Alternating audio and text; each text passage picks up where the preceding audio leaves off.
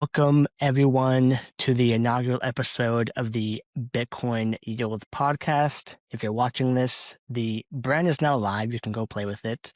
But our job is pretty simple. Bitcoin is increasingly being seen as a store of value. It has that narrative locked in. And we think the next productive step of that is how to earn yield on the asset, not just have it sit dormant. But as the joke goes, where is the yield coming from? That is the danger. And so most Bitcoiners are averse to this by their nature. They just kind of like self-custody and wait for NGU to go up, which, we respect. But I think there's a lot of ways that you could earn Bitcoin on your Bitcoin either safely or at least know the risks going into it and make that decision for yourself. And so that is where we're trying to solve that problem with Bitcoin Yield in this new project is what is happening across the entire space. Where are the ways to put and specifically put your Bitcoin to work? So we're not going to have any kind of stuff where you lock an altcoin that pays BTC. This is Bitcoin on the inbound, and then either you get paid in BTC or maybe if you want to get paid in some altcoin, we can show you those as well. And so we're showing an overview of the project. We're showing what the trust assumptions are and what are the yield sources. And so I am one half of the co-founding team. If you don't know me, I'm Jacob Brown. I've spent the last 3 years hosting a podcast called Built on Bitcoin, where I'm interviewing founders like the one to my left and, talking about what they're working on. But I also was a investment partner at the Bitcoin Frontier Fund, where they were investing in pre-seed, seed stage Bitcoin startups and helping incubate them. So I have a lot of understanding of the space at a low level, and I've been watching it grow, especially with BTC Fi as a narrative, which is super interesting. So this idea of yield I'm very excited about. But having a co-founder to be able to do the things that I can't do is fantastic. And so, Jesus, welcome to the pod, first of all, but give people an overview of some of your background as well. Yeah, my name's Jesus Nahara, or aka Set Zeus on the digital platforms, and how Jake brings years of media building and brand building to the table. I am the other half of the founding team, or we provide a lot of the engineering expertise. So I've been a Bitcoiner since 2015, and I've been involved programming in the space since around 2017. And really started going in 2019 when I started SetDev. SetDev is a Bitcoin and Bitcoin L2 engineering firm that I run with a few colleagues of mine, and we've stuck around and we built a bunch of other stuff in the background as well. So on top of SetDev, we've also written Bitscript.app, which is a learning platform, and Script IDE. So for real advanced Bitcoin developers, if you want to learn how to write script, understand Merkle trees, understand how transactions are serialized, deserialized, we ended up building a platform for that. And over the last year and a half, we've been working on a small business wallet named CoFund. We use it ourselves. We have a customer out there, and we're still in stealth, so I won't go into it too much. But it does have to do with operating in stablecoins and obviously managing your treasury in Bitcoin, which is one of the big topics that ended up bringing us to the table together. Really. Yeah. And I think what I love about work with you guys as well is that you're one of those teams that's largely in the background. Like a lot of the projects people have used in Bitcoin, there's a good chance one of your teammates, if not you, has had their hands on doing some part of that stuff, which is super interesting. But with this new project with Bitcoin Yield, what was the initial catalyst that got you to jump on this? Yeah, so I think in retrospect, there were 3 things that came together all at once that made me think this is, green lights here. First and foremost, the Bitcoin treasury narrative that just absolutely dominated for the last year and a half. Shout out Sailor, of course. It's just been dominating the headlines and bringing in a lot of adoption. And I think it signaled, some need and maturity in the marketplace. So I think that was one trend that had me thinking in this direction. The second was just the overall proliferation of Bitcoin L2s and ecosystems, right? We're seeing multi-sigs, we're seeing state chains, we're seeing VTXOs, we're seeing an unprecedented amount of, again, just innovation, and on top of that, come along dApps and essentially ways to grow your Bitcoin. And so both of those trends, again, point in this direction. And then last but not least, looking up domains, and I saw that BitcoinYield.com was available. I had been inspired by looking at, BitcoinLayers.org and what that team was working on. And again, I saw a lot of people in the treasury space that now have Bitcoin on their balance sheet asking, like, how do I securely grow my stack? And so there are a lot of products out there, some good, some not so good. And, I think we're missing a magnifying glass here. So I think between our engineering prowess and your medium brand expertise, we are working on something special here. Couldn't agree more. Like the Bitcoin layers analogy is a good one, which is that especially if you saw when they went live, it was, there was L2 mania where everyone's raising saying they're an L2, and Yeah. there's like 17 different ways that people are they're just wrapping around a custodial service and spinning up an EVM. And it took someone like Giannis and Red to Yeah. really pull back the curtain and say, this is how it works. This is who you're trusting. Uh, Proceed at your own risk, or, at least what it's like. And so the nice thing about, as you said, Bitcoin treasury companies are booming. We have a lot of new capital coming to Bitcoin, and they're used to getting returns on their capital. And then you have these new infrastructure plays with Bitcoin L2s that unlock new ways to put that Bitcoin to use in things like DeFi. So that opens the next question, which is that just like an L2 season, which is like, if you're just on the timeline, you would think that all of these are really great until you have someone else do the work. That's what we're trying to do. And so if you're watching this right now, the website is live. You can go to bitcoinyield.com and check out the current MVP. And MVP, correct? MVP, yes, there's a lot to build, and we have an aggressive roadmap that we want to execute on for a bunch of things to make it dead simple for you to have real-time information.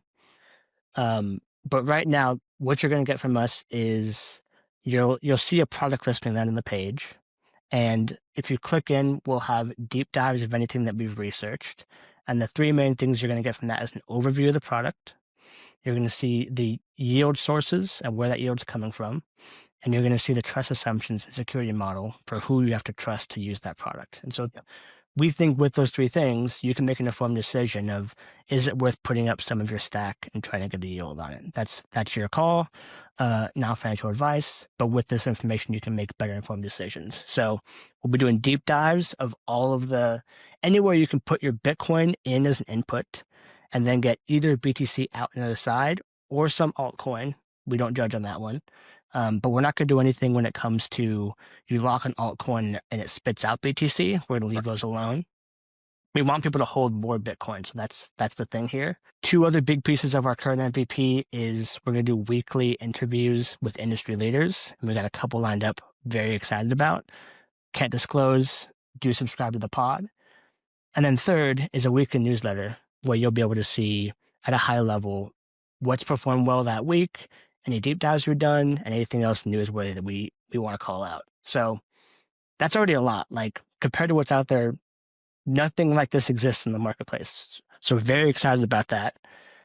But coming soon, what can people expect kind of in the next few months that we're cooking up on the platform?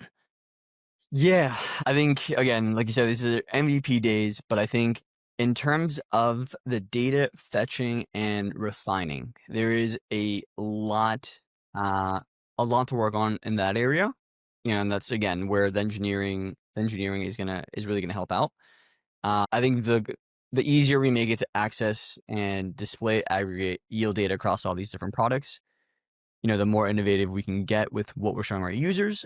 And of course, I think, and again, obviously I'm biased in this way, but the deep dives on the security models are always going to be very, very interesting to me because, again, it's complicated.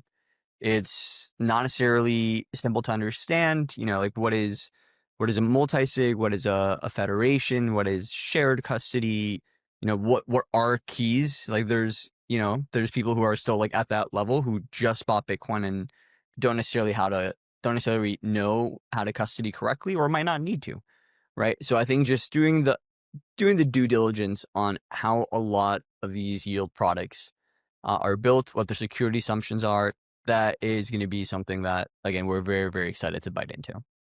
Yep, 100%. And to double click, the metrics piece is going to be huge because Yeah. today, like even getting a number like how big is BTC Fi, like Bitcoin deployed into smart contracts across the entire crypto ecosystem is very hard to do. Is Yeah. very hard to do. Like you can kind of do it in the L2 space, but now you have these new kind of like LST projects that are very big, like Lombard, and they're going to places that most of us don't look, like Solana and Aave and Base. And like if you're aware of the trust assumptions, you should still count them as BTC Fi. Like you can earn yield on them, and maybe you make the decision to use them. This is where probably I'm most excited is, envisioning a dashboard where I can just look and see where's the best yield and then click in and see, okay, this is a high risk, or I'm going to be trusting Coinbase's, base, whatever. I can decide then if I trust that and if it's worth the 6% or whatever. But it Yeah. takes doing the dirty work of making that data talk to everything else to be able to see that stuff. Yeah, it does. And again, not all products are going to be for everybody. And that's going to be interesting to see, like, who maps to what, right? Like, I can very much see TradFi, family offices, PE, etc. They strictly only want to do shared custody or something in that way. Fully happy to do KYC compliance. And then the other side, we're going to have the Bitcoin native people who, like you said in the opener, Bitcoiners have been very conservative against yield for the right reasons. I consider myself in that camp, right?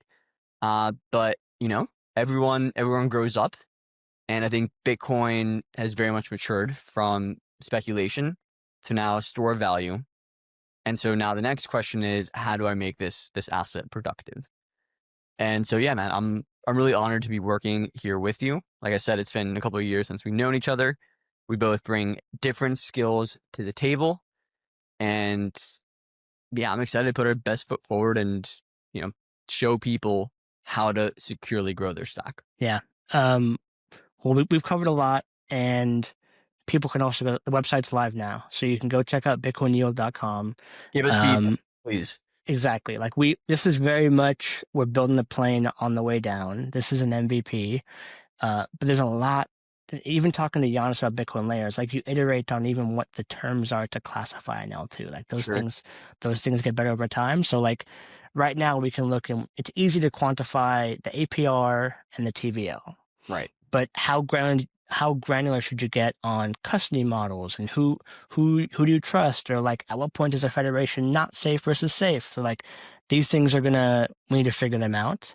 And so feedback from you guys on what feels right and what feels wrong or what feels off. Like this platform's for you to be able to quickly at a glance get a judge of the ecosystem and make informed decisions. So please give us feedback. Um, I guess to close it out, even this idea of putting the words Bitcoin and yield together is almost antithetical for Bitcoiners. Like we're so focused on self-custody and number go up that the goose chasing the guy for like where's the yield coming from is like much more a BTC meme than a crypto meme. Um, so I just want to close out with like what are we excited about with the broad category of Bitcoin yield, and I'll jump off and say that I I'm a big believer in Bitcoin, and don't spend much time in crypto. And I've kind of been dragged into the crypto space because of how broad BTC Fi is becoming. And so what gets me really excited is that people will hopefully do slightly less speculative things on altcoin chains, and they'll hold more BTC but still get yield on that thing. So I'm really excited to hopefully, as this space grows, more and more people will hold the best digital asset in crypto, but also still feel good about the upside they're going to get from using different things, which they'll go to our platform to learn about. So that's one thing I'm excited about. What has you most excited about Bitcoin Yield? Yeah, again, just being a developer and a builder in this space, it's just got to be innovation, and innovation, right? I think, and we're definitely going to get into this more and more, but you can categorize most yield products into either loans or liquidity, right? And I think that's cool, but in a space that moves really fast, that almost seems outdated. And so I'm kind of very excited to see how all this demand pushes builders to the brink to sort of build innovative yield or products, or more likely innovative fixed income structures that we haven't seen been built on chain yet. So I think that is what I'm most excited about, being ahead of the curve and catching those launches as they're happening, reading the code underneath, reviewing the map as well. Uh, yeah, I'm just excited because I think, like you're saying, when it comes to Bitcoin becoming mature, we're early to that. So 100%. looking forward to it. 100%. Yeah, just like in the, BitVM was a paradigm shift for like what is possible for trust minimized bridges. And we're just now kind of seeing the fruits of that labor with people trying to go live now in mainnet. It seems very similar. There's so much infrastructure that could be built around yield products or putting Bitcoin to more productive use. So I agree. I'm very curious to see all this brain power come into Bitcoin and execute on that. Well, dude, this has been great. We covered a lot. Any closing thoughts as we shut this one down? Nothing outside of it's time to build. And yeah, man, we've been here before. Couldn't be more excited to be doing this in partnership with you. And yeah, if you're watching this, we are extremely grateful that you're here along the journey from day one. Again, the MVP is now out, looking for feedback. Follow us on LinkedIn, follow us on Twitter, and subscribe to the newsletter. We're gonna do our hardest to bring you precise, accurate data on how to securely grow your stock. Thank you. It's beautiful. Yeah. Nothing else to add. The working with you guys already the past few weeks with the set dev team has been insane. You guys are absolutely cracked. So very excited to see where we take this. And yeah, as you said, the MVP is live. Go to BitcoinYield.com. First and foremost, go to the top right, hit that slightly green subscribe to newsletter button. Get yourself on the list so you don't miss anything every Friday. That's right. But yeah, check around the site, subscribe to our YouTube. You'll see things coming out weekly. There's a lot to come. And yeah, you can hit us up on X to give us feedback. I am Jake Blockchain. He is Setzeus. And as this inaugural episode of the Bitcoin Yield podcast, thank you for listening.